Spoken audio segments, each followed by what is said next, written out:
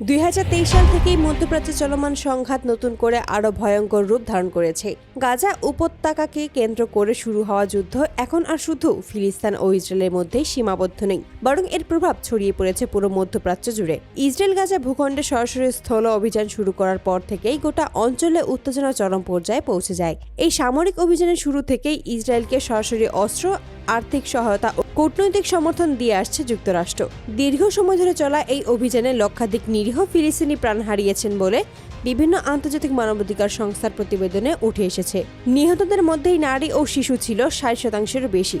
শিশুদের ওপর নির্বিচারে বোমাবর্ষণ, নারীদের ওপর সহিংসতা এবং সাধারণ মানুষের বসতবাড়ি ধ্বংসের দৃশ্য বিশ্বজুড়েই ব্যাপক ক্ষোভ ও প্রতিবাদের জন্ম দেয়। এই সময় ইসরায়েলি বাহিনীর বিরুদ্ধে একের পর এক গুরুতর অভিযোগ সামনে আসে। ত্রাণবাহী যানবাহন, মেডিকেল টিম এবং অ্যাম্বুলেন্স লক্ষ্য করেই হামলা চালানোর অভিযোগে আন্তর্জাতিক মহলে তীব্র সমালোচনার মুখে পড়ে তেল আবিব। এর ফলেই গাজা উপত্যকায় চরম মানবিক সংকট সৃষ্টি হয়। খাদ্য, নিরাপদ পানি ও চিকিৎসা সেবার অভাবে লাখো মানুষ অবর্ণনীয় দুর্ভোগে পড়ে। জাতিসংঘ সহ বিভিন্ন আন্তর্জাতিক সংস্থা পরিস্থিতিকে মানবিক বিপর্যয় হিসেবে বর্ণনা করে। মুসলিম বিশ্বের বহু দেশ ফিলিস্তিনের পক্ষে রাজনৈতিক ও কূটনৈতিক সমর্থন জানালেও সরাসরি সামরিক পদক্ষেপে কেউ এগিয়ে আসেনি।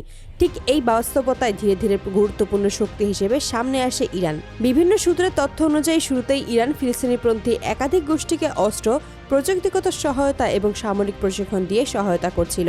তবে গাজায় পরিস্থিতির দ্রুতই অবনতি এবং ব্যাপক ধ্বংসযজ্ঞের পর সাম্প্রতিক সময়ে ইরান সরাসরি ইসরায়েলের সঙ্গে সংঘাতে জড়িয়ে পড়েছে বলে দাবি করা হচ্ছে। মধ্যপ্রাচ্যের নিরাপত্তা বিশ্লেষকদের মতে এটি ছিল দীর্ঘদিনের জমে থাকা উত্তেজনার একটি বড় বহিঃপ্রকাশ।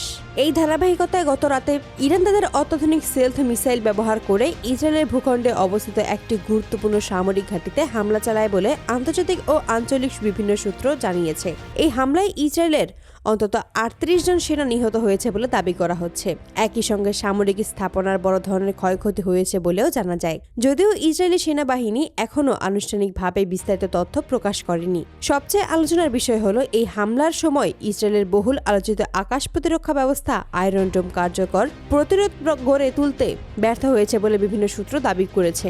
ইসরায়েলের শক্তিশালী নিরাপত্তা বলয় ভেদ করে মিসাইল আঘাত হানার ঘটনায় দেশটির রাজনৈতিক ও সামরিক মহলে ব্যাপক উদ্বেগ দেখা দিয়েছে। এই ঘটনার পর ইসরায়েলের প্রধানমন্ত্রী বেঞ্জামিন নেতানিয়াহু জরুরি বৈঠকে বসেছেন বলে জানা গেছে। বিশ্লেষকদের মতে এই হামলা ইসরায়েলের জন্য শুধু সামরিক ক্ষতির কারণ নয়, বরং মানসিক ও কৌশলগত দিক থেকেও বড় ধাক্কা। কারণ দীর্ঘদিন ধরেই ইসরায়েল তাদের নিরাপত্তা ব্যবস্থাকে প্রায় অভেদ্য বলে উপস্থাপন করে আসছিল। এই ঘটনায় যুক্তরাষ্ট্র ও গভীর উদ্বেগ প্রকাশ করেছে। হোয়াইট হাউসে জরুরি বৈঠক ডেকেছে এবং পুরো পরিস্থিতি নিবিড়ভাবে পর্যবেক্ষণ করছে বলে মার্কিন কর্মকর্তারা জানিয়েছেন। মার্কিন প্রশাসনের ভাষ্য অনুযায়ী তারা মধ্যপ্রাচ্য আরও বড় পরিসরে যুদ্ধ এড়াতে কূটনৈতিক প্রচেষ্টা চালিয়ে যাচ্ছে। অন্যদিকে ইরানের পক্ষ থেকে দেওয়া এক বিবৃতিতে বলা হয়েছে এই হামলা ছিল সম্পূর্ণভাবে প্রতিবাদমূলক। ইরান দাবি করেছে ফিলিস্তিনের ওপর ইসরায়েলের নির্বিচারে চালানো সহিংসতার প্রতিবাদ জানাতে তারা এই পদক্ষেপ নিয়েছে। পাশাপাশি ইরান স্পষ্ট করেছে তারা পূর্ণমাত্রার যুদ্ধ চায় না, তবে ফিলিস্তিনের জনগণের পাশে থাকার অঙ্গীকার থেকে তারা সরে আসবে না। এই পরিস্থিতিতে মধ্যপ্রাচ্যের ভবিষ্যৎ নিয়ে নতুন করে গভীর উদ্বেগ তৈরি হয়েছে। বিশ্লেষকদের আশঙ্কা, যদি এই সংঘাত আরও বিস্তৃত আকার ধারণ করে তাহলে তা বৈশ্বিক রাজনীতি ও বিশ্ব অর্থনীতিতে বড় ধরনের প্রভাব ফেলতে পারে। বিশেষ করে জ্বালানি তেল সরবরাহ, আন্তর্জাতিক বাণিজ্য এবং আঞ্চলিক নিরাপত্তা মারাত্মক ঝুঁকির মুখে পড়তে পারে। এখন সবচেয়ে বড় প্রশ্ন হলো এই হামলার জবাবে ইসরায়েল কি ধরনের প্রতিক্রিয়া দেখাবে?